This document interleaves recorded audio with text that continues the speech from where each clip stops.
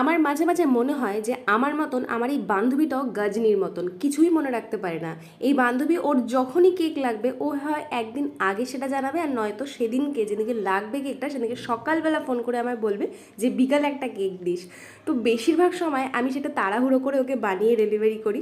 তারপর এমনও হয়েছে ও সকালে ফোন করে কেকের অর্ডার করছে আর আমি সেদিনকে হয়তো বাড়িতেই নেই, হয়তো কোথাও বেড়াতে গিয়েছি, নয়তো কোনো কাজে গিয়েছি, হয়তো রাত হবে ফিরতে। তো তখন আমি অর্ডারটা নিতে পারিনি স্বাভাবিকভাবেই। তবে বান্ধবী তো যতই কেকের অর্ডার বেশি থাকুক না কেন, তারপরেও যখন ও কেকের অর্ডার করে কখনোই ওকে আমি না বলি না। তো এই কেকটাও নিয়েছিল ওর বোনের জন্য, আর এই কেকটাও রাত 10টার সময় নিতে এসেছিলো। আর ও শুধু এই কেকটা নয়, তার পরের দিন আরও একটা কেক নিয়েছিল ওর বোনের জন্য।